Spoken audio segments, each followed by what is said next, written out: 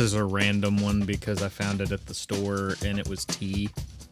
So, and I don't get to drink. I don't drink tea much since I've cut sugar out. So, tea in a can is just weird to me. I don't know. I don't feel like. Well, sweet tea, should I say? Oh, Obviously, okay. you can drink Because I was like, tea doesn't have sugar. Well, So, it does in the South. well, sweet tea, yeah. In the South, you can pour it on pancakes. Hey, I will go to Bojangles and get me some of that sweet tea. That Bojangles sweet tea is the business. Bojangles sweet tea is very good, but I'll even admit it's a lot stronger than what you get usually down here. Like down here, you like, ooh. Let's go. That is the energy drink and the ultimate crash drink. Oh yes. Yeah, sweet tea is a dessert in the South. Oh, what? Yeah, 100%. It is. I would say it's more like our water. Like it's just the base water. It's just... Yeah, that's one thing I do not like about California or the West Coast. There's just not enough sweet tea out here. Yep, Brisket does not count. Raspberry iced tea does not count. I'll drink it, but that does not count. This is not sweet tea. Nope. It's actually how we put our fires out too down here. We just take a throw bucket sweet and tea on it. Yeah. Who got the gallon of sweet tea? We got to put this fire out. But Bentley, pass me some more tea. I'm sorry, I'm mixing it up. We got the little, At least we got the fire to boil it. Who do you know named Bentley for you to come out like that? I don't know. That was the first name that came to my mind for some reason. Bentley. So the first name in our neck of the woods, David, is Bentley. I don't know, man. That was all I got. The most southern name you can think of. Think of Bentley. Oh, I didn't say it was the most southern. It was just the first name that came to my mind. That's not a name that would come up if you on the West Coast. No, not that. Bentley. I mean, Keith is probably more appropriate. Yeah, that's that Midwest. That is Midwest name right there. All right, Noah. I want you to pick a number between 1 and 50 in your head right now. 6. Just said in your head. I didn't hear that part. I just heard pick a number between 1 and 50. All right, pick a number 1 through 100 in your head. Okay, you got it. You got the number. Okay. David, pick a number. 2. All right, I'll pick. How come he got to say his number? I just keep mine in my head. I'll pick 7. Noah, what's the number? 6. All right. I don't know what. All right, I went over. So, David, you get to talk about wild card football first. Wild card football. All right. So, first time I played this game, I played it with Colin Kapernick. That was an interesting experience. What was that? What was he like actually playing the game? He was very good at it, but he'd been playing it, I'm assuming, for quite some time, so he had a good feel for it. Was he like competitive? Was he talking smack to you? Because Oh yeah, we were. It was that smiley. We both are competitive, but like we're still framing it in the not on the nice side, so to speak, since we know we're both in a professional environment. So it was that professional competitiveness. Did he hold the controller above you? Like, come on, buddy. Like, no, he did not. That's what I would do if I was that tall. You are that tall, just about. Not as tall as Kaepernick. But okay, I'm gonna look that up. Keep talking. In any case, I did get beat like 14-0. So, considering how I have beat other teams, it's honestly not that bad, though. So, because that means I at least kept him from scoring every single time he got his hands on the ball. Now, I don't know. I'm assuming Anthony has played them. I don't know on Noah if you played a lot of them. Colin Kaepernick is 6'4", by the way. Okay. So how tall are you, Noah? I round up, so 6-3. All right, that's pretty close. See? So, NFL Street, have both of you played those games back in the day, or Yeah, I played it Yes, sir.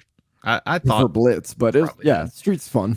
So NFL Street was, that's my childhood. I remember playing those games a lot, putting a lot of time into them. They were just fun. They had a lot of edge to them, a lot of just it was just that really fun backyard football idea that they ran with, and we don't have anything like that on the market now.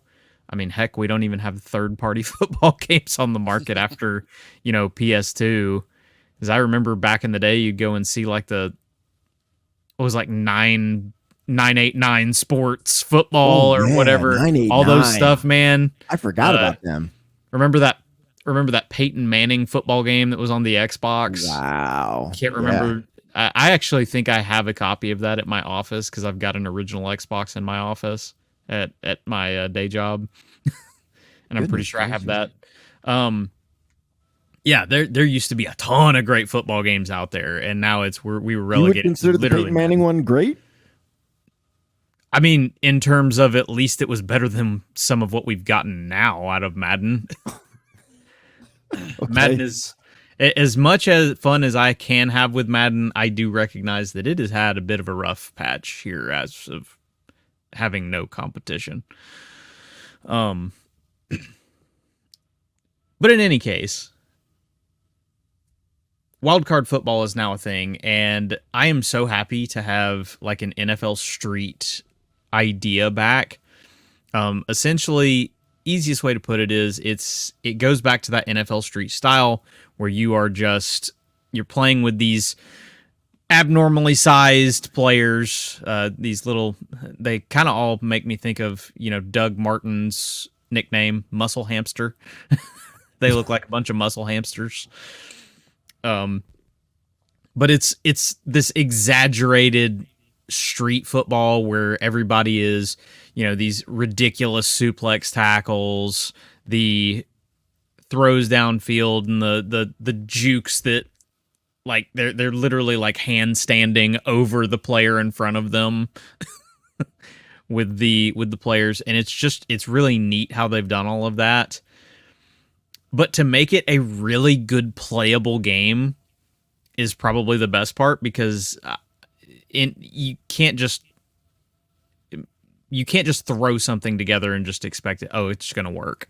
The actual gameplay is really well done. It's really good 7-on-7 football with, like, I'm not going to say like your passes are always accurate and everything like that, but just as a basic football game, this works really, really well. One of the big modes you've got in wildcard football, we're seeing on the screen, you actually have what's called Dream Squad, where you actually get a chance to kind of do that Madden Ultimate Team thing of you open some card packs, you get your players, you stick them in, and then you do like, some of it's just playing regular games against the CPU, and then others are like play it without the wild card, so regular football, or play it with up to a specific score. Like they could have it where you need to score 36 points to win, and whoever gets their first wins, and some other different variables that they do with it. And as you play through this little tour mode, which is essentially just challenges along the way, you play that. As you play, your cards can be leveled up, so you'll never be able to. Each card does have a maximum of how great they can be. Like certain cards are just never going to be a higher rating than another card. So you'll play through, you'll try to max these out, but which that to me is a really cool feature, because I know Madden Ultimate Team, for the most part, the only way to get better is to literally just get new cards. and here you can actually make your cards better just by playing. Can you buy the cards? Is that so? Here's the awesome thing: is only by earning. The only things that they do have available in the store is there is like a legend. There's like some deluxe edition and legendary editions that you can upgrade to that will give you a couple of extra card packs. That is the only function, and it is a one-time purchase. Like there's no like constant purchasing, so I'm very happy about that. There's no essentially the microtransactions don't exist really in this game. It is all based on grinding and earning card packs. How does the grind feel? It feels pretty good because, like I said, in that tour mode, I didn't get to do any of the you could call it kind of ranked mode, so to speak, because they do have an online league system where you can play against other people and stuff like that and earn packs that way. I never did that, but the other way was just, if I'm already going to be playing with the card packs and stuff, or playing in general, you just keep playing those games, and it was pretty much every 2 or 3 games you would earn a new card pack. And they keep generating these tours so that you can keep playing and keep earning these card packs to be able to use. So How that long is were the games? The cool thing is it's a minute and a half quarters. So these are really quick. These are really quick. That they don't run down the clock a lot as you pick things. Like they do push you to choose stuff. Like you get like 10 seconds pretty much to choose your play. You get like 10 seconds to choose your wild card, which I'll get into that here in just a second. And then you get 10 seconds to snap the ball. So it's like they've really sped up this so that you can just jump in and play. Like compared to Madden, where it's like, man, I am just I better plan for a good chunk of time if I'm going to play Madden. This just goes quickly. Like this, it feels. We talk about Madden being simulation, of course. This is definitely arcade in the sense of if you want to get a quick 20-minute game in, you can get a quick 20-minute game in. Like so that's the nice thing with wildcard football, and it does depend on how you're playing it. Because obviously, if you're going to run the ball, you're going to get a lot more time taken off the clock quickly. Sure. Comparatively. Does it feel like enough time to choose plays and stuff like that? Like there are sometimes plays. There's sometimes you feel a little rushed, but once you've learned like the playbooks and stuff, which you have a very limited playbook, it's really enough time because really you've only got like. I'm trying to think specifically on number of plays. You really only have 30 or so plays on offense, 30 or so plays on defense. So it's really easy to kind of get into the route of what you're choosing and the feel of what you're choosing. There was one play that I figured out in this that it's kind of a cheap play because the running back is very regularly uncovered on the play. So I could take advantage of it and almost always get a first down, assuming my quarterback threw correctly. Sure. The only thing that did bug me a little bit is depending on how you flip the play, it would actually change the button of the player. So like, for instance, if you're on Xbox, X wouldn't be default to whoever the running back is. If you flip the play, he could change over to B. Right. Like, okay. So that would sometimes be a little frustrating in the sense of I'm doing this and then all of a sudden I'm having to remember, oh wait, because this is a better play to run to this side of the field. Yeah. Well, because Madden just keeps the button prompt to the player, it's right? always to the player. Yeah. Yeah, that is weird. So that was a little bit different. Also different, like I said, the wild cards. This is a really interesting thing because it kind of takes the place of audibles, because as soon as you choose your play, you are done. There's no changing out of the play you've chose to run. Like you are stuck. And you can't choose your wild cards until after you choose the play. So I would often choose, like, for instance, there's some plays that wild cards are as simple, and this is like a deck you build. So you get 20 cards maximum you can put in this deck for offense and for defense. So I would do, like, if I'm having a running play, I would intentionally choose, like, say, the running back has plus 50% speed. So that way I'd have that extra speed boost. going into everything. And this is all spent, if you look at the UI, there's like a little meter underneath the downs and the time of that shows like a little blue dot, a little blue square. That's your energy that you spend on your cards. Does that like reset at all? So what they do is they give you 2 every down. So you're always rewarded with 2 every down from what I can tell. So Do you get more based on yardage gained from the previous down or anything? nope, it's just 2 from what I've always seen. Like they just refresh you automatically with 2 every down, no matter how you do. It's more on the case of it's up to you to decide how to spend it because your wild cards cost different amounts. So if I want to use a like that running back play that I was talking about, it's only going to use like 1 because it really doesn't do a lot in the grand scheme of things. It's 1 player that's getting this benefit. However, if I choose the whole team, it could cost me 3 or 4. Like the whole team gets the speed benefit.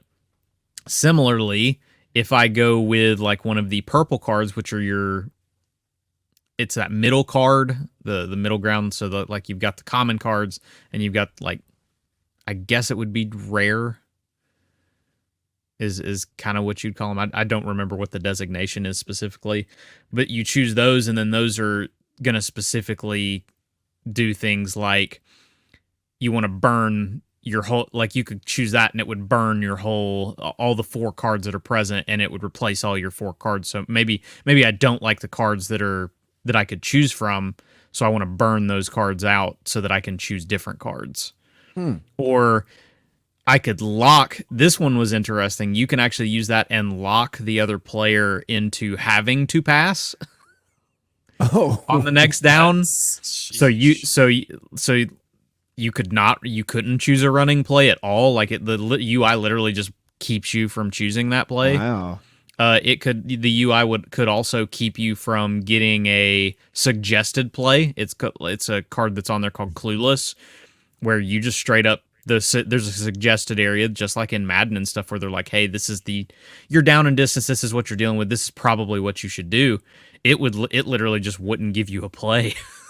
Wow. Like, so you'd have to go and instead of choosing something curated for you, you're having to go find the play that you want to choose. Goodness. This one that's showing up, this is more of a legendary car or a legendary card, and they've got like mud pits where essentially you can press a button and it'll drop like mud pits on the ground so that it slows down the offense or the defense, or there's tar pits that if you're on defense, it'll put like a bunch of them all over the field so that you can slow down the offense. One of my favorites, and this one, it's kind of game breaking, but I don't have it pop up very often. I'm assuming that's intentional. There is in fact a card that will immediately make it 4th down.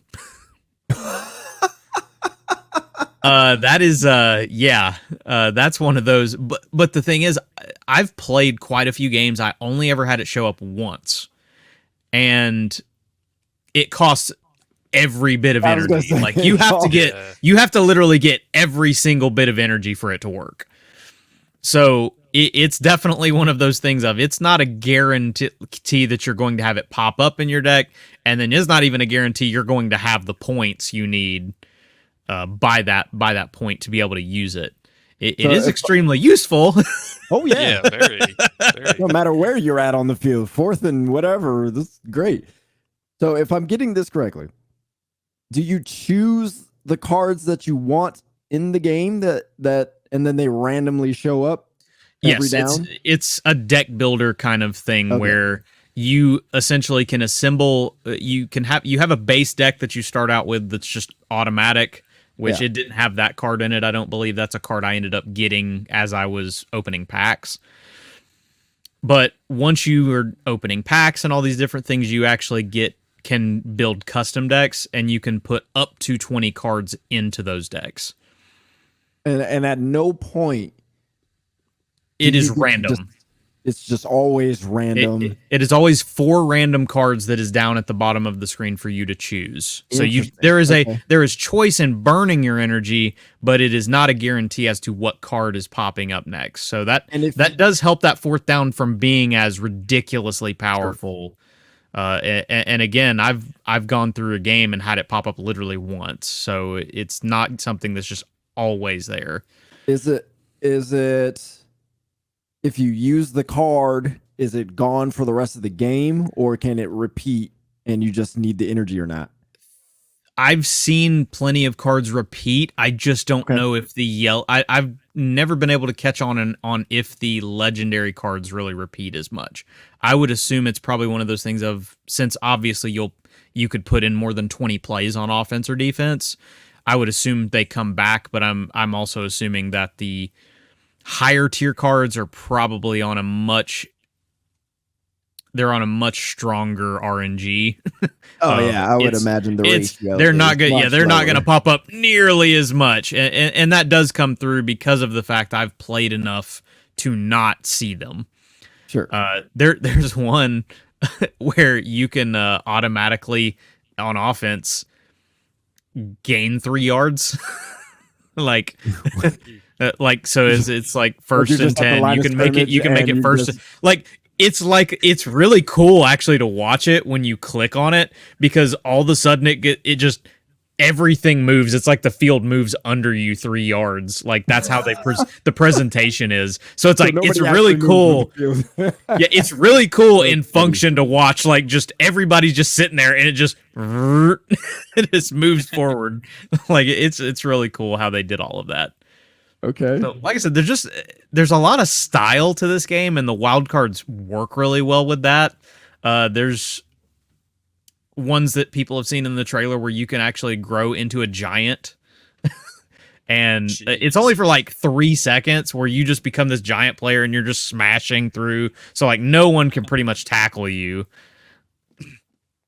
But that one, even as great as that one is, it doesn't feel overpowered because it's over. And if you just ran directly at a big group of people and somebody was still around, they could still tackle you as soon as you got out of the animation. Okay. Freeze breath was also interesting because you can essentially hit a button and freeze one player, like if you're aiming at them. But yeah, the wild cards, they're just fun. It's just a lot of fun to play. And that's one of the reasons I've just enjoyed it so much, is it's just not serious, and that's what makes it so much fun. It doesn't have to be this super serious game. You're looking at something. Yeah, I just saw on the gameplay you had a straight run to the end zone, and you just this guy. Yeah, I think it was the CPU apparently accidentally hit the juke button. Oh, okay. Now so that one was interesting. Are these like stamina, basically? Yes, yeah, it's stamina. So what was interesting in that gameplay is somebody pushed the line to gain up, gave an extra 5 yards to the offense. So similarly to the fact that the defense could or the offense could move the line up 3 yards, the defense could add 5 yards with it. So it's this scheme of, again, it's the same idea as an audible. You're making a change that the other team is having to figure out. And I can tell you, like, you see up there at the top, it shows the card up in that top right. That is seen by the other players, so you know when someone plays a card. It's not a secret. We've played, myself and Adam Marino, who's helping me with this one. We played this online, and you could see what card the person played, so he would know.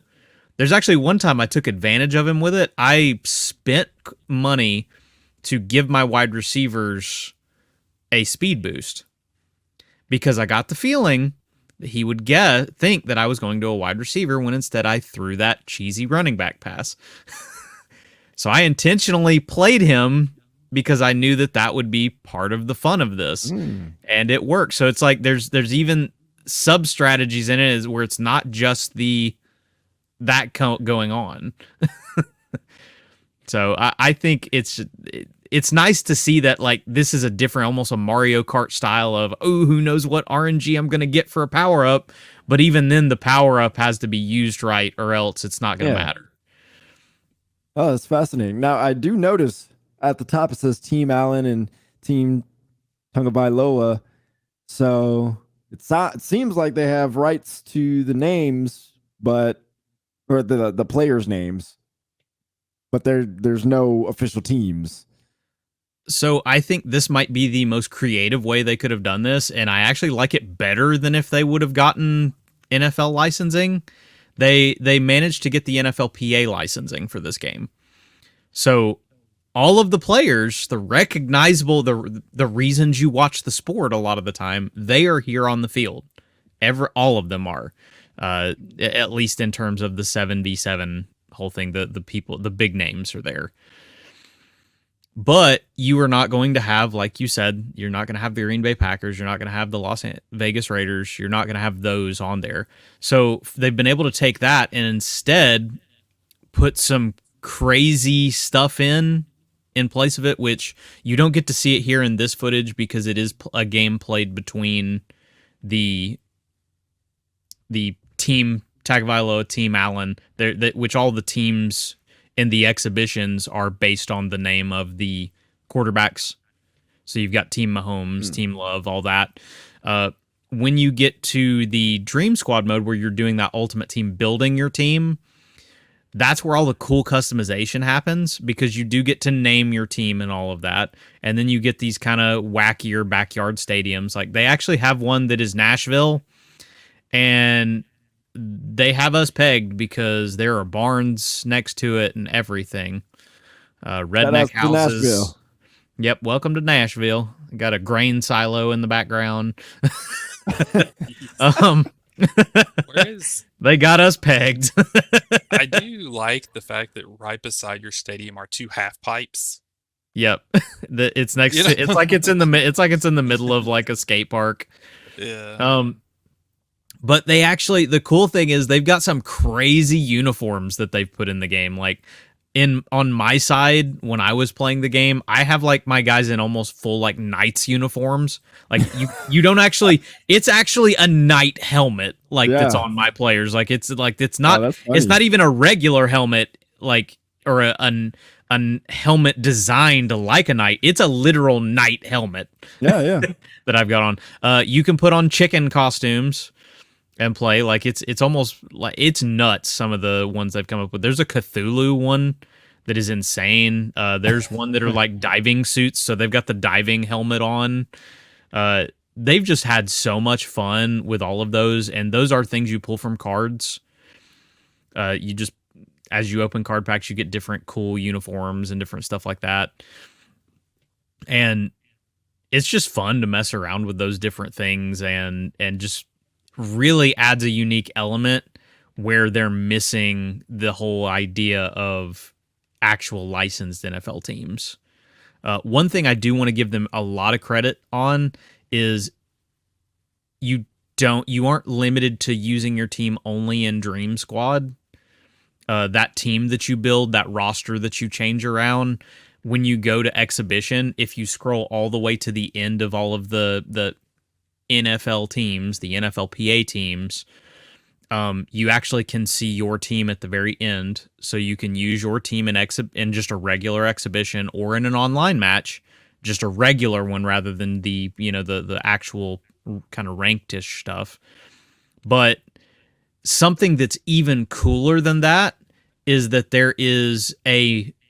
you've got your regular team as they are currently leveled, and then they also have a max version of your team. So that they actually give you the option to choose your team to play an exhibition as if every single one of your cards was maxed out. Oh, okay. So it's really cool to see that Pokemon battles online is 50 or 100. Yeah, so it's really cool to see that you actually get that opportunity to kind of play with your team as the best they could possibly be, like the highest level that your cards could achieve. So it was a lot of fun to mess around with that, and just again, I know we've talked about a lot of different random things on this one, but really the only thing that I could say that I would like a little bit more is that they would have a couple more modes, but that's something that can be added as time progresses. They do have a season pass that is in here. How that is going to function, I don't know exactly, but like I'm looking forward to seeing how they continue to support this game. I just saw your quarterback or whoever's quarterback it was. I don't know which team you are, but yeah, a guy came and tried to sack him. And you just threw him off of you. It is odd. Like I said, the whole like look at that hop. Dude, I love the over exaggeration of everything. Like it just makes it fun. and that's just it brings me back to those days when I used to play NFL Street and things like that, NFL Blitz, all those different things. It's just it's the fun side. Yeah, Wildcard Football looks like it doesn't have a lot of modes, but it looks like it's got enough juice on it to where you don't really need a bunch of modes. Nope. It's just good, dumb, fun football. But and it looks dumb, but with enough depth to keep it interesting. That's what it looks like. Yep. I think the card system really helps. Yeah. Like I said, it's that little Mario Kart kind of feeling to it. That's how they described it actually to us. Was kind of cards their idea. For the field goal or even punts or anything like that? I believe accuracy would be the one that you would spend, like either better or lesser accuracy.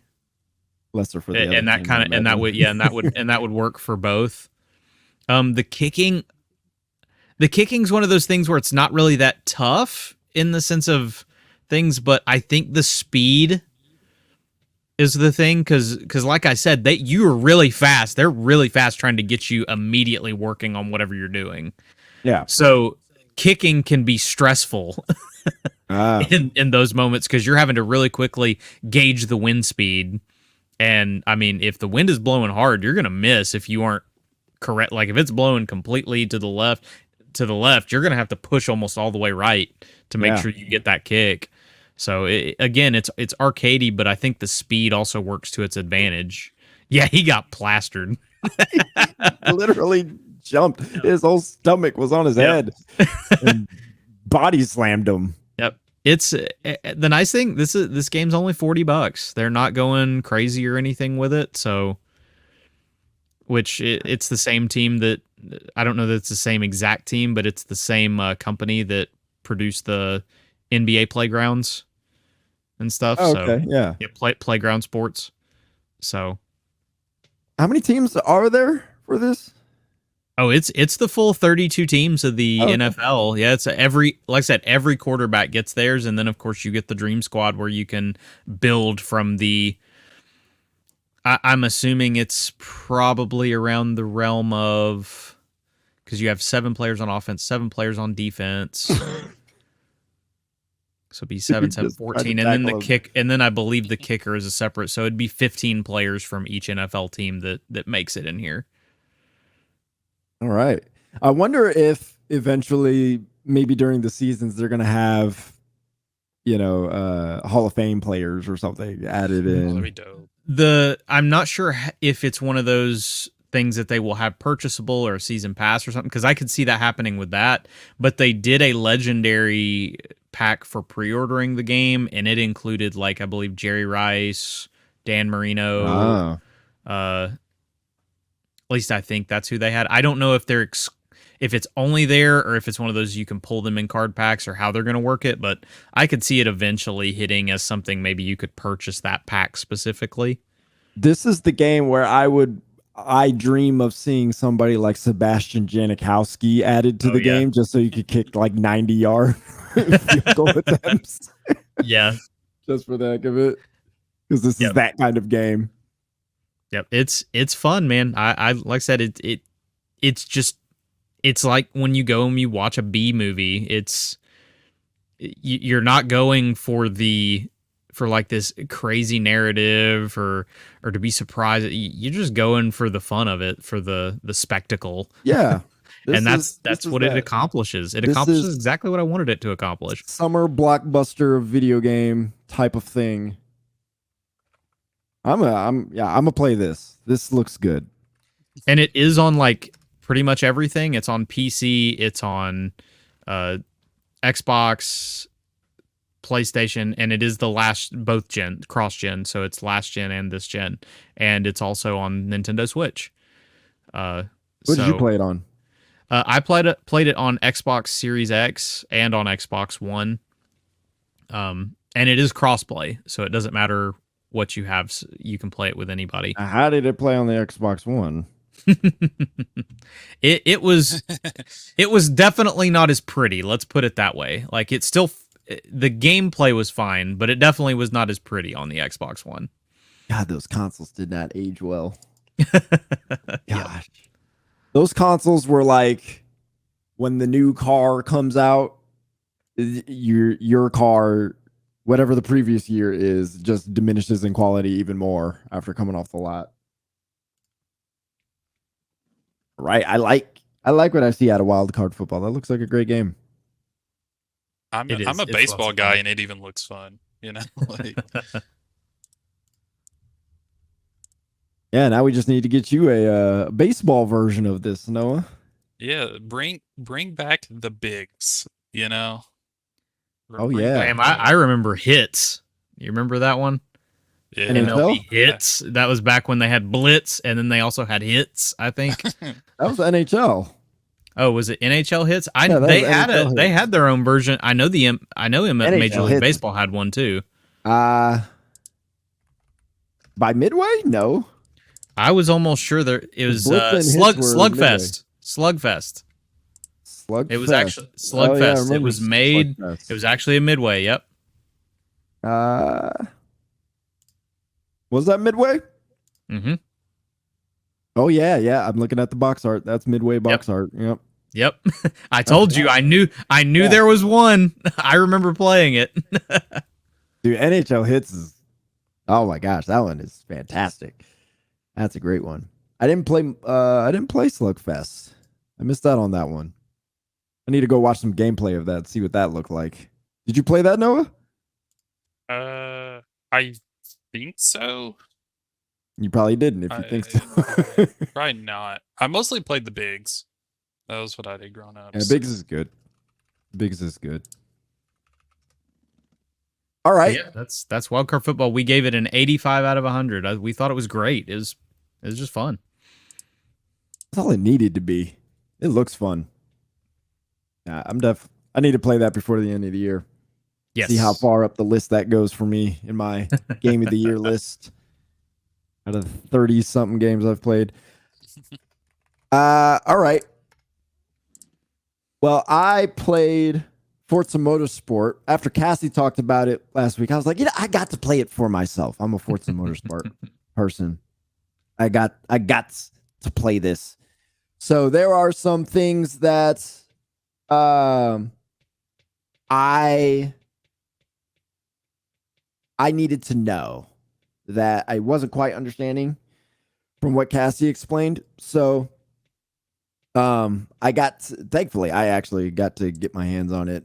This week has been crazy for me, but number one, it looks fantastic. This game looks freaking amazing. It's very, very good. So we'll get that out the way.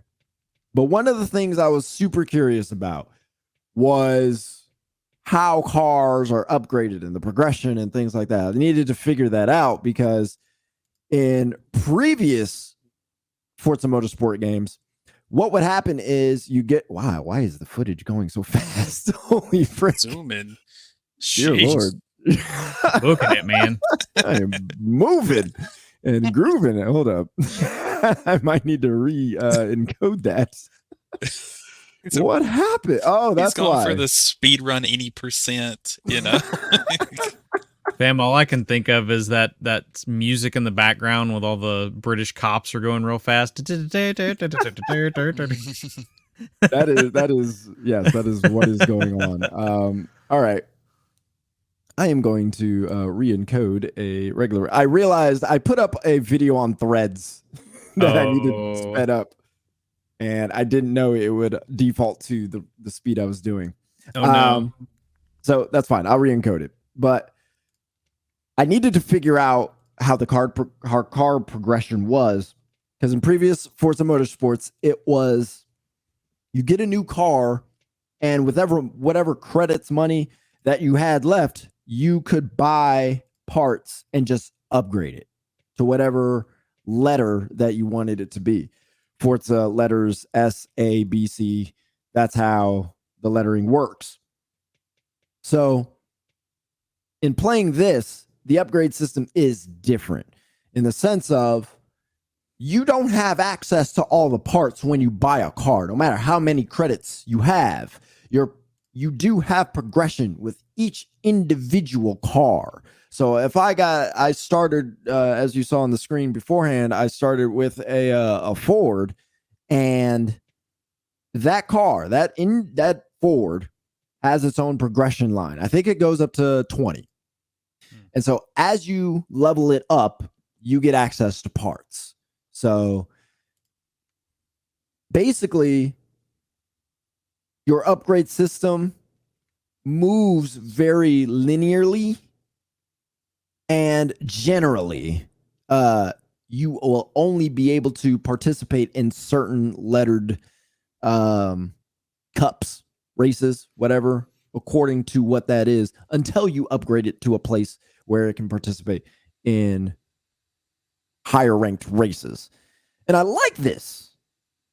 I like this a lot, actually, because what ends up happening is you get a car in previous games, and really all you're looking for is just seeing the numbers go up. It's, my braking is at 3.0. I want to put the best parts on it, so I'm just going to earn enough money, or I already have enough money, and I could just, boom, just give it whatever I need. You don't really play around with the car. You just get in. Which, if you are a expert at this stuff, kind of waiting for your car to progress might be a little annoying. So I can understand that. But I think for a majority of people who play Forza Motorsport, even though it is a racing sim, there are a lot of people who don't get to invest, or they even, I won't say care. I think everybody who plays Forza Motorsport cares about, cars in that way. But they may not understand. Well, I would say compared to like Forza Horizon, for example, like even less people care about cars in that way. It's just fun. Maybe you just enjoy the driving.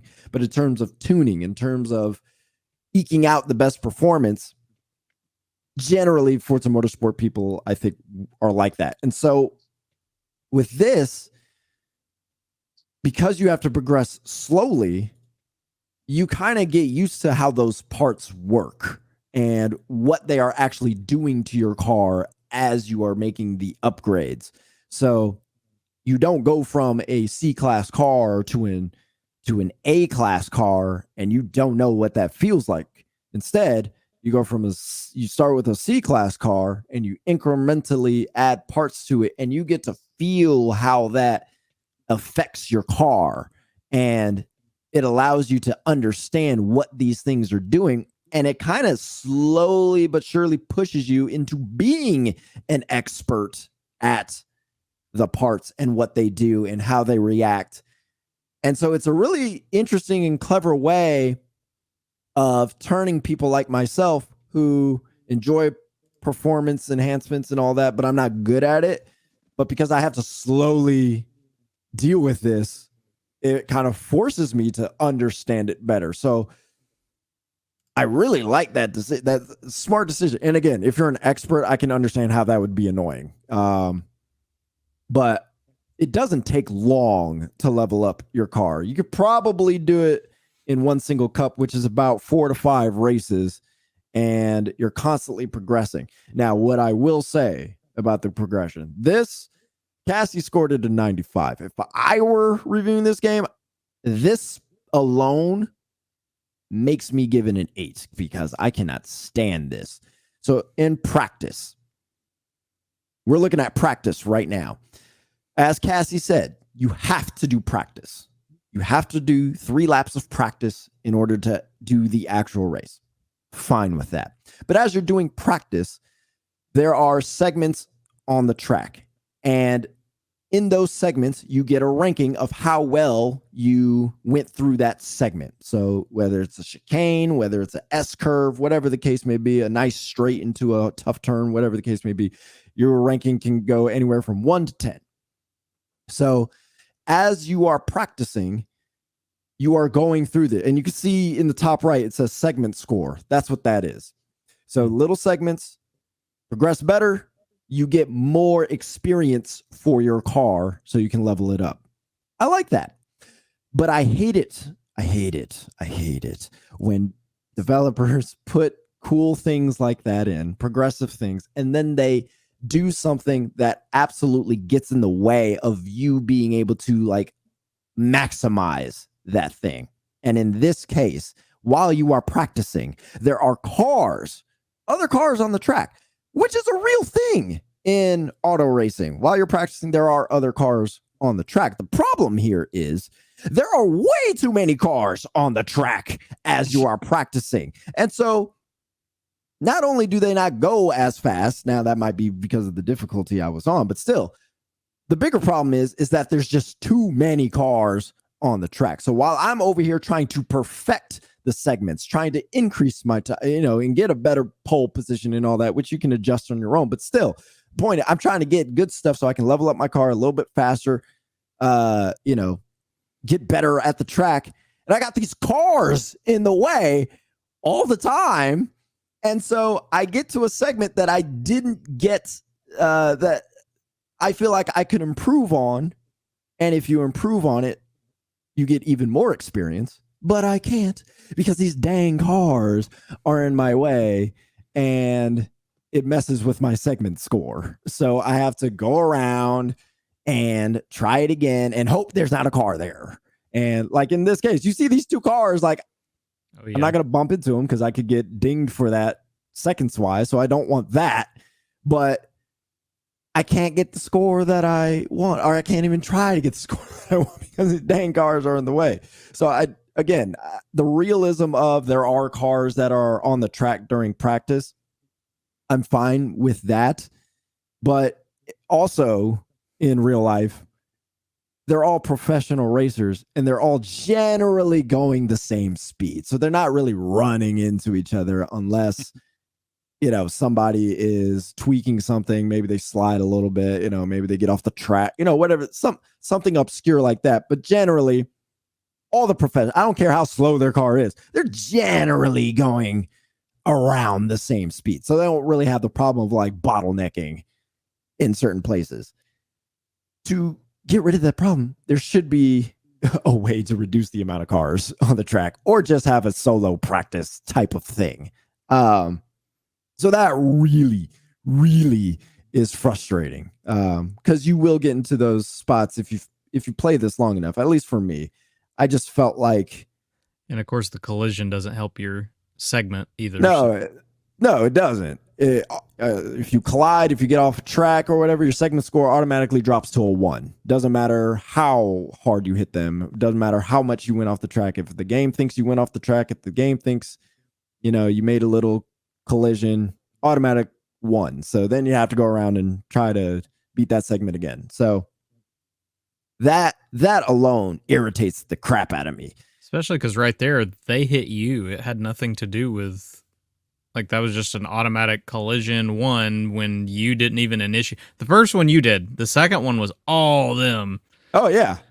Yeah. So that alone, and because you have to do practice, again, I don't have a problem with that in and of itself. I like that feature.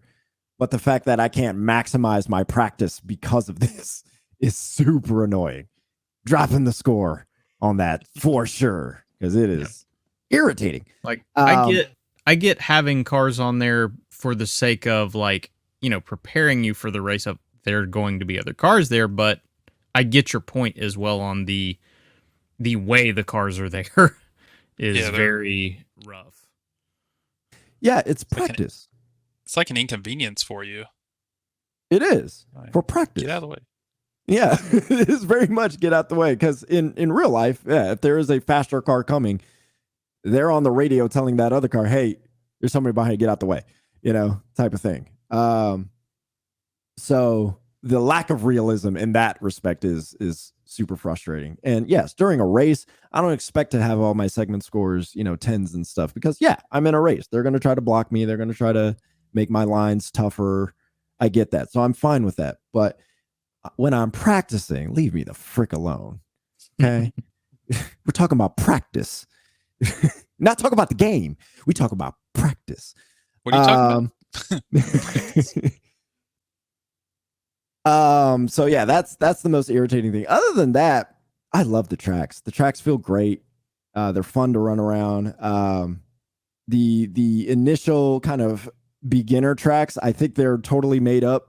I don't like those as much, but once you get past those and you get onto the real tracks, it's like, oh yeah, these tracks are fun. So lots of cars to drive, lots of different cars to experiment with. The progression between cups where some of them are locked off, it's not as annoying as I thought it would be, but I am experiencing some areas where it's like, I start it and it feels fun, and then I realize I don't really like any of these cars that I'm driving. So you can like restart the cup and like try a different car if you want. But yeah, if you get into a situation where it's just like I really don't like driving rear wheel drives a lot, so I gotta get through this.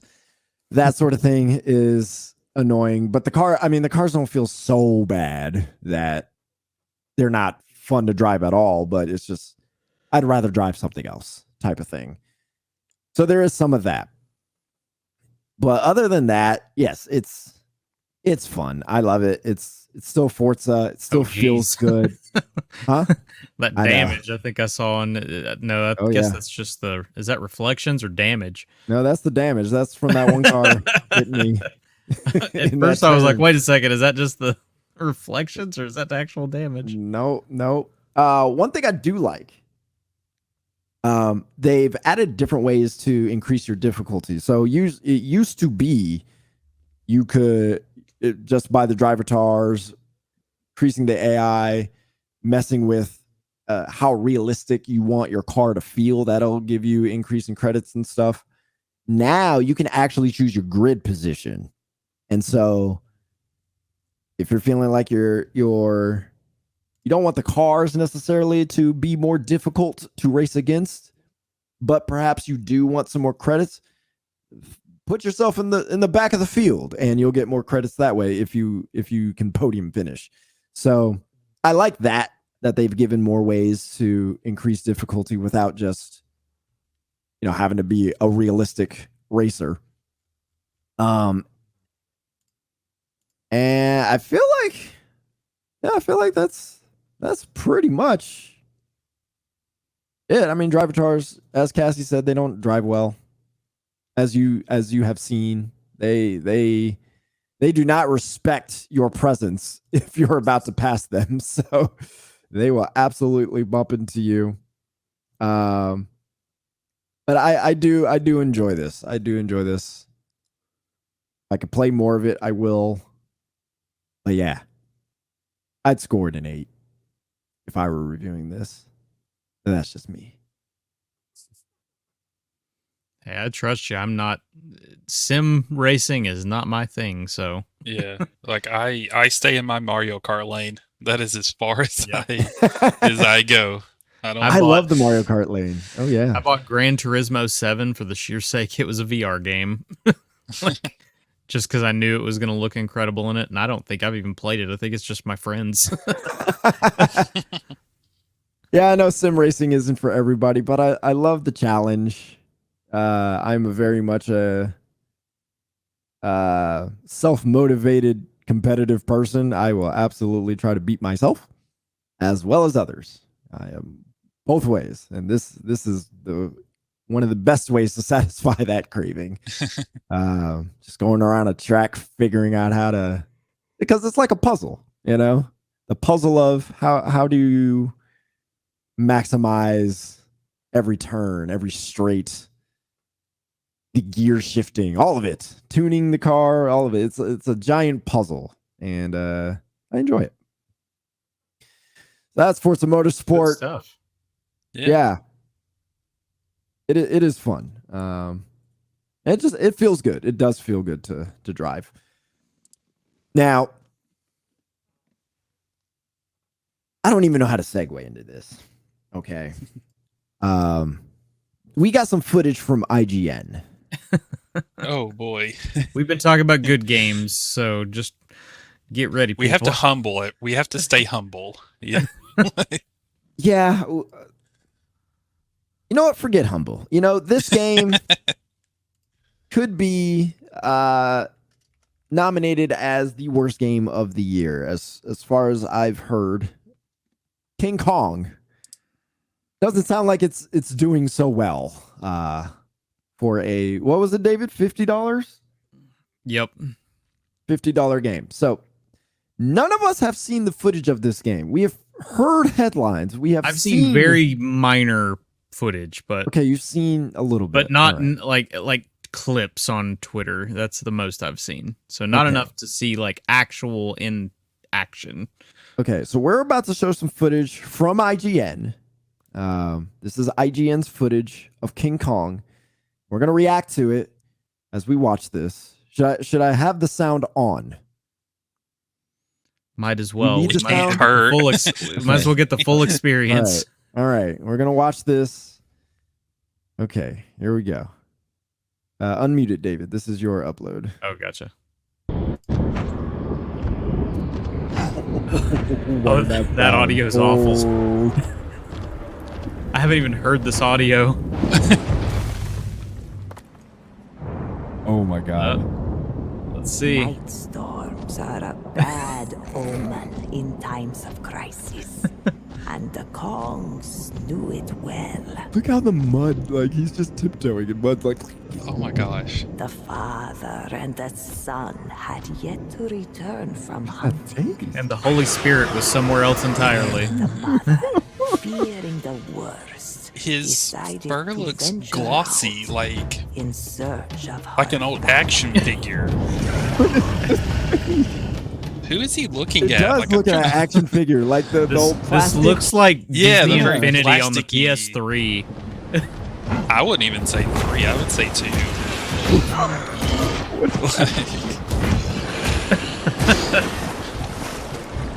I want to know. There's no water physics at all. I'm just trying to figure out the scale because Kong's supposed to be a big, That's true. Those birds. big were- monkey. yeah, I guess relatively, those birds are pretty big too. What? Oh wow. I love the little dazed little logo that's on the It's birds like- if you hit them, like a Looney Tunes. Like Did you see that bird just hop and to hit him? It was pretty great. What is up with all this stoppage?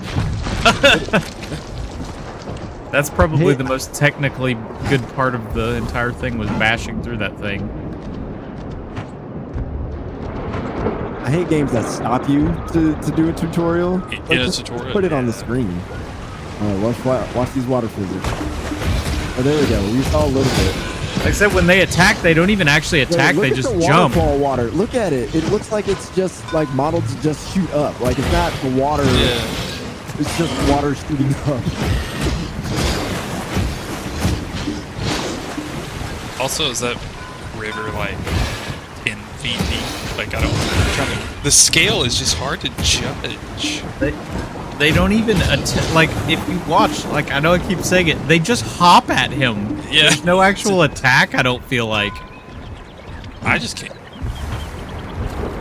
Oh my god, the smoke looks like This rock coming released up there. people. This is a real game. You can buy it for $50. Okay, I feel this like might they be the copied most, the like, vines from Not Ocarina of Time. not even actually climbing the vines, like it just putting your hands. No, this is a mixture of N64 level animation and modeling with like maybe yeah, PlayStation. Yeah. PlayStation 1. Uh-oh. It's a big dino. See, look! It did. There was no attack animation. It was just. No, I think the birds were trying to Mario jump him. Like Goomba stomp him? Yeah. He trying to Goomba stomp him. Oh, that's awful. I didn't know there were finishers. They just stood there, looking at him. What? Why is there another stop? Dear Lord. You gotta know about your special bar. Let's see what it does. Wow, it just flip turned. That crunch sound effect sounded like a plastic bag being squished. Oh my goodness. I thought underwhelmed was like the worst this could be, but like this is way more than underwhelmed.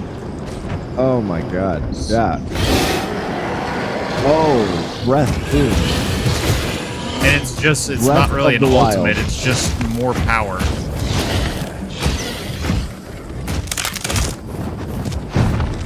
I think you're right, David. I don't think any of the enemies are attacking. Well, it's not animation, like the animation isn't there. They're still like hitting, I think, Kong. It's just the... Well, he's not losing any health ever. it could be on really easy, you know, us game reviewers. We prefer the easiest. I don't identify with that. I'm trying to... There you go, those N64 vines. They're just kind of there. Oh my god. It's a little more three-dimensional than... The concept art has more details than the finished product. Oh my god.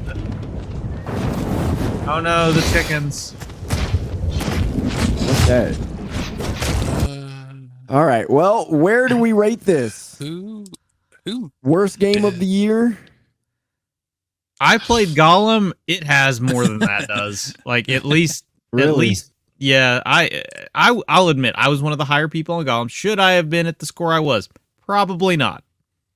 But at least it feels like there was thought put into Gollum. That doesn't look like any thought was put into it. Like, I don't mean to be mean to developers. I know developing video games are, you know, not for the faint of heart, but that just ain't good. Who made this? That's what I'm... Iguana Bee. Iguana Bee. A Chilean game dev established in 2011. Playing. They made the G.I. Joe Operation Blackout game. They made Little League World Series. Multiverse. They've made that. What Lies in the Multiverse? Head Snatchers. Monster Bag. None of these games I've heard of. Yeah. So largely shovelware. I don't know if I want to say shovelware. Just because I haven't heard of it does not mean it's quite shovelware. That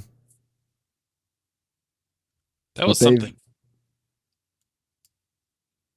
They have used the Unreal Engine. They've used Unity for iOS and Android games, and they've developed for the PlayStation VR. So they've been around. They've worked with Cartoon Network, Hasbro, PlayStation, LG, Wacom.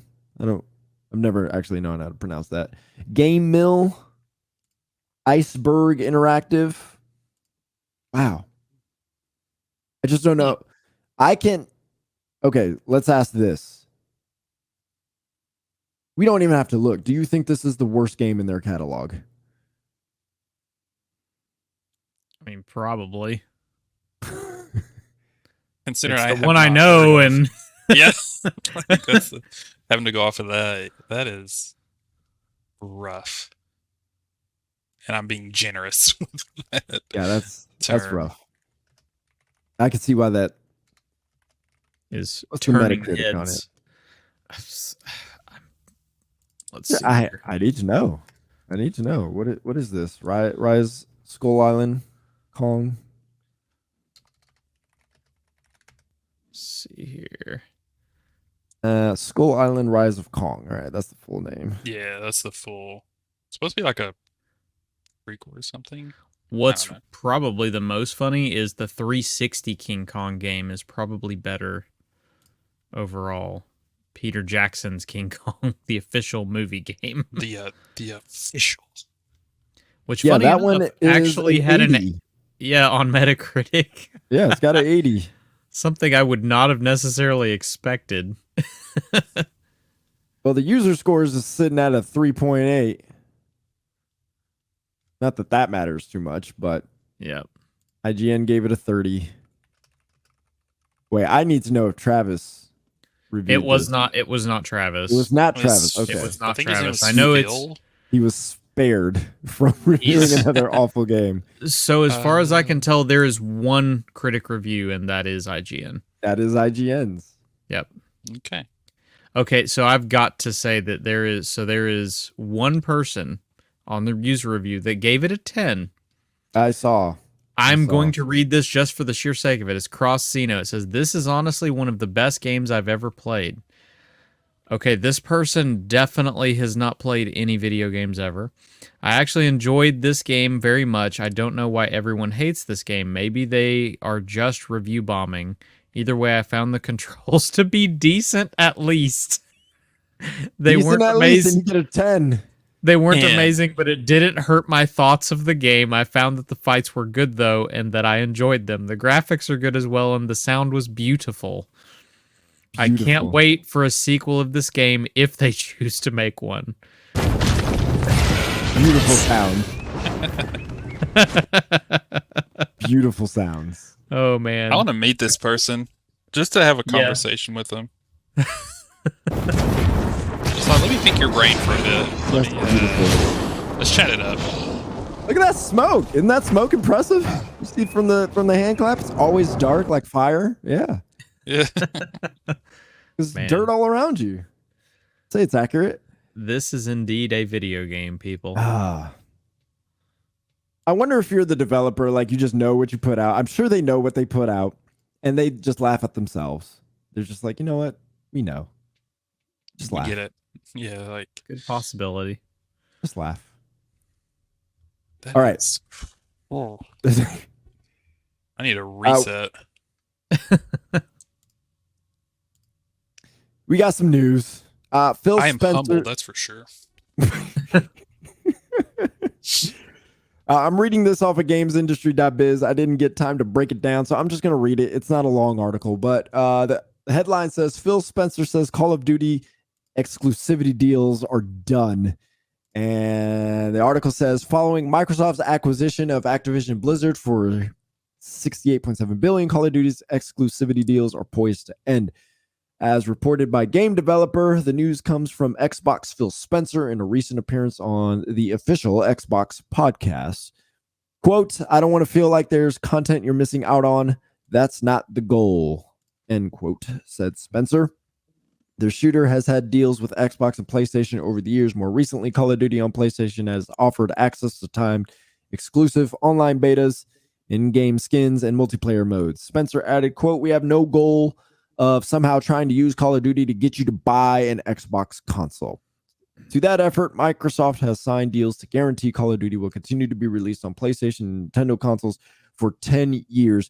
My question is with this, if the goal isn't that, then I understand Minecraft didn't have that kind of thing. But if you're trying to increase your numbers for Game Pass, Call of Duty is a sure way for that to happen. Even if the numbers aren't astronomical, the numbers will increase if you make Call of Duty exclusive. I don't understand the thought here. So the question is, what do you think Phil Spencer's actually trying to do with this whole acquisition? Here's the thought. You spent $70 billion and you got to get it back somehow. That's you've seen what Minecraft reported, what, 300 million sold. Here I don't know what the recently- numbers have been since Microsoft got it, Yeah, but I mean, but yeah, it's still we selling. have to imagine it's probably astronomical. And that's kind of where you're at with Call of Duty. Call of Duty is one of the biggest things out there. The best ways to ensure Call of Duty stays as big as it is to make sure that everybody has access, because it is a live service game. So you need users in general. So you close off an ecosystem, you're closing off users. Even if some do move, some just won't bother. And it, in the end, you're going to put it on Game Pass. You know you're going to put it on Game Pass. Well, it's either we go get it on Game Pass, or we have $70, we make 70 off of it the other side. No, I agree with that sentiment, with the idea that you're going to, and you're going to get that licensing money from, it being on Sony and apparently on Nintendo. So whatever that. Yeah, I just don't think you want to cut off that big of a player base too. And that's the biggest thing. It's just such a big. It's the biggest game out there. I get that it has its downtimes, it has its bad years, but so far you have to be either Rock Band or Grand Theft Auto or a Rockstar game, should I say? Yeah. If you want to be a bigger game than Call of Duty every year, that's literally the only way. So you keep it everywhere to keep it being that money maker and keep making you money, because it's not just the $70. It's that a lot of those people who are buying all of that are buying the Battle Pass, are buying all of these skins, especially since they are Fortniteifying this game. The skins have probably never been as profitable as they are now. I mean, you can buy flipping Skeletor in this game right now. You'll be able to buy Ash from Evil Dead. You can buy Nicki Minaj and 21 Savage and Snoop Dogg. I mean, everything is coming to this game. Everything is moving forward from this game into Modern Warfare 3. So it's like, people just going to keep spending money on skins. You might as well just keep making that money and not jeopardizing that money of people swapping. Yeah, I 100% agree with that. Not to mention, there's so much I know we're going to get into it, but like the back catalog, that's really why you bought, beyond just the fact of, like you said, Call of Duty in Game Pass is going to boost users. Mm-hmm. Just the sheer fact of one of the biggest issues Xbox have is they haven't been creating IP for a very long time. They didn't have a lot of studios to create IP for a very long time, or create successful IP. Now you're sitting on a wealth of IP that you can eventually use. So Call of Duty, yes, it's going to be the cash cow. Somebody was talking about like, oh, I can't wait until they start pulling them. Eventually, yes. Could there be a good chance that some of these studios do, like Toys for Bob and stuff, get to make different projects? Absolutely. But you got to keep the Call of Duty cash cow running. It's going to be a second before you see any of these studios. Like I don't mean to sound mean when I say this, but somebody said, I can't wait for Raven to do something new. And I kind of laughed, because they're the main people behind Warzone. You're not getting unless you build a brand new studio from Raven, like grow them into a second part of their studio. Raven probably ain't doing nothing new. You probably aren't going to see Beanox do anything new beyond the fact of, I do think they spun a second studio off, because they're on Call of Duty to make sure it runs on PC, especially now that it's on multiple platforms. You've got Sledgehammer, Infinity Ward, and Treyarch, who are all specifically on their Call of Duty cycles. Those teams are probably pretty set in stone. I can see Toys for Bob, them finally giving them the ability to be able to spin off back into some of the other things, which I believe they were part of the Crash Team Rumble. Am I right in that they were? Yeah, they were on that. I think so. Yeah. So I mean, you've already let them work on these things, so they're probably going to head to something else. No, they're working on the next Crash Bandicoot skins for Call of Duty. I know that they obviously helped on the other one. The question would be, what other studios are working on COD that could feasibly move away? Because again, it's just such a big game and it makes so much money. It has to get attention. This isn't as simple as, oh, you're going to work. I know you're passionate about this. We need you to work on this. Fam, they are holding they got the fingers in the cracks of the dam to make sure it don't break over it at Call of Duty. Like, Oh yeah. they got to make sure that this stuff works perfectly. So, like, I love the sentiment. There are games I want back. I want to see more Transformer games, like the Cybertron games. I want to see those come back. I'd love to see Prototype 3. Singularity is one of those super underrated shooters that I would love to see back. But that Call of Duty cash cow, it makes the You don't want money. to take away from that, yeah. It makes the money, and that's why it's going to stay on. That's why it's going to stay on multiple consoles, and that's why it's going to be continued to be supported as heavily as it is. Yeah. That 68.7 billion could probably be made back in 6 years if Call of Duty continues the way that it continues instead of 10. Well, the only thing we do have to, of course, think about is just expenses, because we don't know what studio costs are going to grow to. Yeah. But you're right. Like, there's so much in the sheer live service revenue. I mean, we see like Ultimate Team. Jeez. Yeah. There's profit. Yep. For sure. Yeah. So you don't fix what ain't broken. So Call of Duty and the studios have been good at fixing when something is broken, or at least adjusting. So they will continue to do that as it happens. Now, my question to you, though, when it comes to all the live service stuff, now that Call of Duty is officially Microsoft, do we find the Master Chief entering in Call of Duty? I mean, he made it to Fortnite, so I would assume that they will find a way. You know what? Find a way. It should be really easy at this point. I'm disappointed that somehow, with all of these contracts, all of these different things that we have seen go through, that Doom guy has not made it into.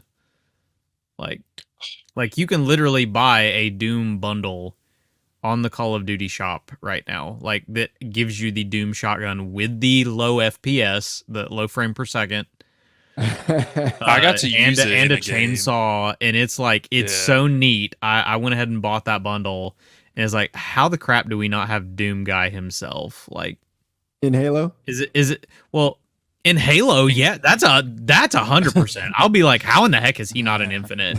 Like, they own it. Like, but in Call of Duty as well. Like, yeah, because like, why is Doom guy not being shared? Like, between is it just because you don't want to take away from his FPS? But you ain't using it right now. I was like, I don't think that takes away. Yeah, it just broadens the people who know Doom guy. So yeah, like, Doom guy needs to be in more things. He's in Fortnite. I mean, I know. Yeah. Why is he not in Halo? Like that it really is a really surprising, because the armor design works for Halo. Oh yeah, Halo, for sure. So he'd fit right in. Like, I don't understand. Unless they just forgot. They're like, oh wait, we don't have him in the game. Like, I don't. Every time they look at Master Chief, they see Doom guy. Is that what you're saying? Yeah. There was somebody who wrote something about, like, they were like, oh, they want Halo to be more realistic. I'm like, look at the flood suit, you dimwit. Yeah, they lost all realism with this last season. Yep. Goodness gracious, season 5 is crazy. All right, what was the other story you wanted to bring up, David? Well, the other story was that Xbox wants to take a respectful approach to revisiting the, as they put it, amazing trove of Activision Blizzard franchise. I was just talking about just the back catalog. We know that they have a lot of different things. They have more than just Call of Duty and Diablo and Overwatch. You've got Guitar Hero. You've got Tony Hawk's Pro Skater. You've got Crash Bandicoot. You've got Spyro.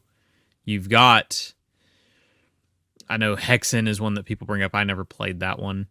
But they've got things like Prototype and all these different games. Forgot about Hexen. Yeah. The question would be, again, is, what what's going to happen with these. And Spencer said he's fully supportive of studios revisiting them. He says he just wants to make sure that it's people who are passionate about it. When he goes to do studio visits, when he looks at it, like everybody talking about immediately, developers who are passionate. yeah, developers who are passionate on these things. Like he says, so I'm going to start with the teams and what they are passionate about, and that's why I'm excited to go on these studio visits, and then we'll look at it. So it's like, that's, to me, that's part of what we saw when Marvel Games approached PlayStation. Mm-hmm. Marvel Games approached PlayStation, I was about to bring up. They said, we want you to pitch we want you to take some of our franchises, and Sony was like, well, let's have people pitch these ideas. Let's have them pitch what they want to make. And see, that's good leadership, right? Yeah. That's what we were talking about. That's good leadership right there. Yeah, about time we saw some of it. And the question is if the studios can make good pitches. I know, yeah. The leadership in the studios.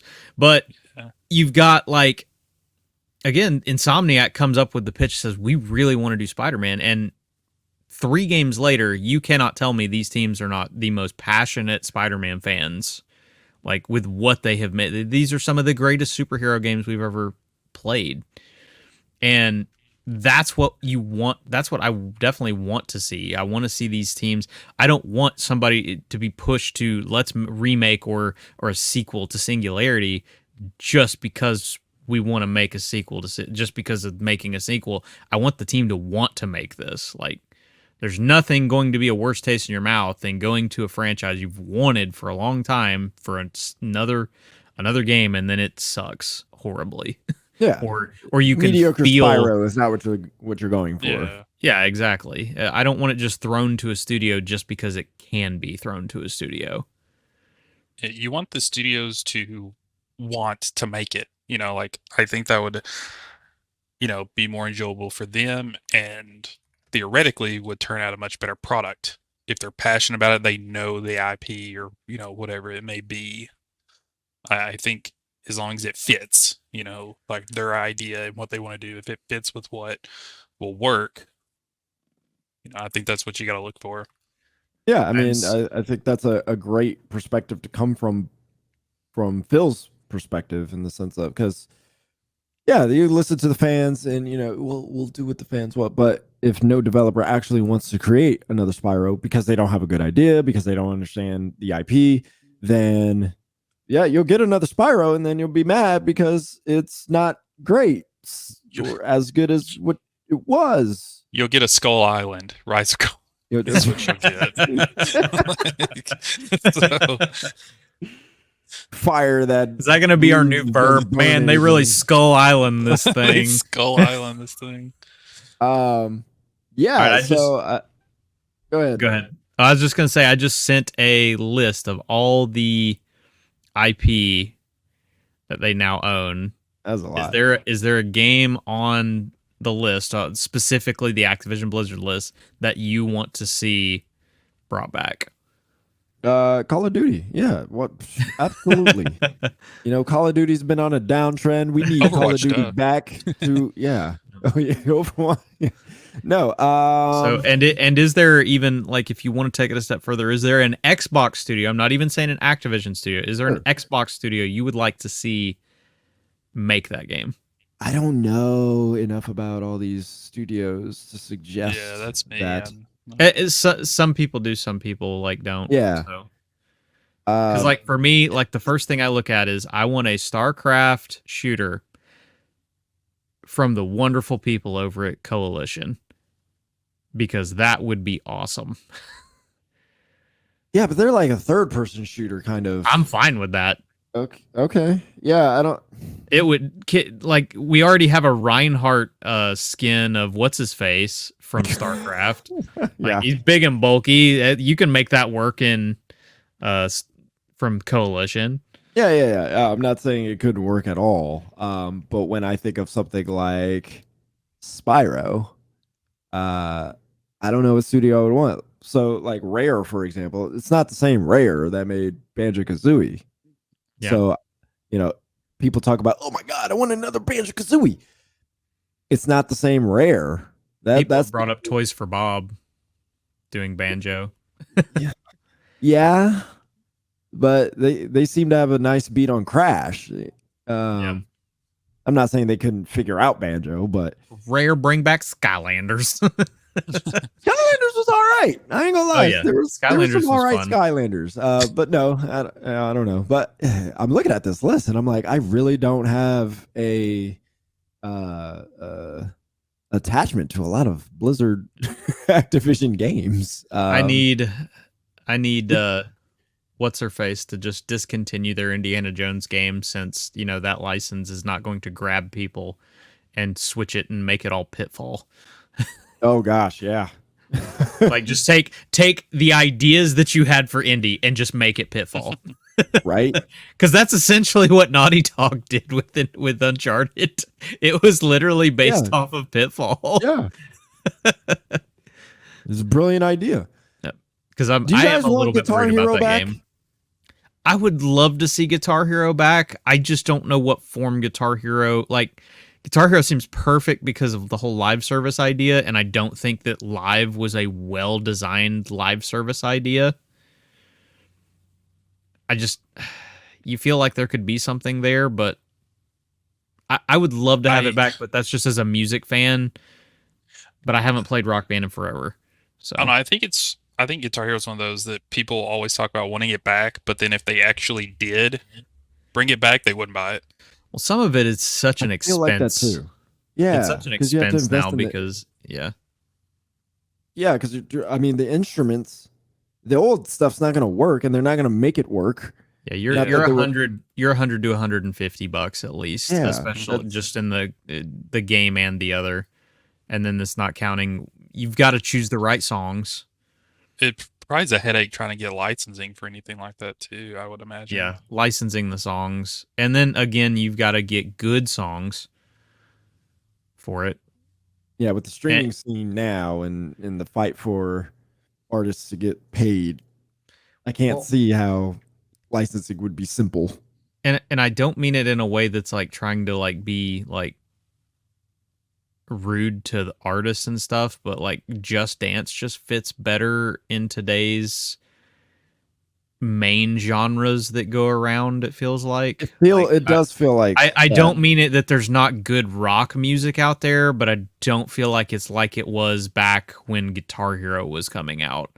Like, and even when Guitar Hero was coming out, the focus was on classic rock. Yes, and I feel like the rock catalog was exhausted at that point in terms of like rock songs everybody knew and would sell, whereas Just Dance stays with the times. Yep. So whatever. Part of it is just because pop is still a very much more alive genre. It always will be. Yeah. But it's easier to dance to pop songs than to create this instrumental. I mean, you can. And now you don't even need a peripheral for it. You can literally put it on your phone. That's true. Yeah. It's a much cheaper. Maybe they figure out a way to use the phone. And you strum like going a solo, Yeah. Yeah, I don't think Mom, it would sell. can I borrow your phone? I need it for a Tom. Here's something too. It makes it almost like the reason that as much as you might want Guitar Hero, that's a really tough game to make a play anywhere kind of a title. Like, you can't use that in the cloud really. Either. I don't know if they're going to commit that to every single game. Well, I get that. It's just the idea that if we're going to put if that is really what they're pushing for with a lot of this cloud stuff, that's a game where your resources the controller limits how you can spread that game around. Agreed. Yes, because you can't. You really can't put that kind of controller on the cloud. Yeah. I mean, I guess you can if we look at what Microsoft is doing, in the next console generation. None of the instruments were ever Bluetooth, so imagine how much more that expensive that makes those controllers. I don't know, because it's not like Bluetooth is like incredibly expensive now, but I don't I mean, nearly everything's got Bluetooth, so I don't Yeah. think that would be tough to add financially for consumers. It's just It's an just- extra expense still, It is, and it but, raises the price on your bundles. I mean, it could, depending on how depending on how much it costs to even put it in there, and then maybe they can recoup that cost somewhere else with what they're selling. But I just think trying to make it work on every kind of device would be the most difficult part for the cloud stuff. That's the point, I think. Yeah, it'd be more of a headache for not something that people would continuously support. Like it'd have a little bit of a sell at launch, but after that, people aren't going to buy it. It'll just fall off like the last one did. Actually, in our opinion. to your point, multiple Bluetooth stuff. Because if you're going to do multiple instruments, then I don't even know how, because Bluetooth doesn't tend to connect very well with multiple devices unless you got the newest form of Bluetooth. So that could be that would be the huge problem. One Xbox with 5 Bluetooth things attached to, like, your phone can only do so much. So yeah, that would be rough. All right, what was the other? I feel like you had one more story, or is it those two combined? Nope, that was it. It was those two combined. Yeah. Oh, nice. All right. Cool. All right. Well, I don't know how we got to this long in the podcast, but we did. So, Woo! Lots of fun stuff. Winged it from there. Winged it. I don't know how to say. Wung it. I like Well, wung in it. any case, Wung it. happy October 20th. Happy 1020 day, Noah. And It's finally a good memory. it's a good you memory, know? man. What's But we Besides won't get Spider-Man into it, 2 but and there was Mario we won't. there was we there will was tell an you actual off- there was actually off- there was a disaster in our lives that occurred on October Oh, 20th. So dear. today is Mario Yeah. Wonder and Spider-Man 2 days, Spider-Man. so we can all be happy. which I Okay, all right. believe This is the new just- Barbenheimer, is in Spider-Man stone. Wonder. Well, they both start Mario with Man. SM, so Yeah. there's that. Yeah, I don't know what you call that. A good day. Superman. A good day. Yeah, Super Mario Man. All right, that'll do it for us. Appreciate you watching. Appreciate you listening. Talk to you later. Deuces. Peace.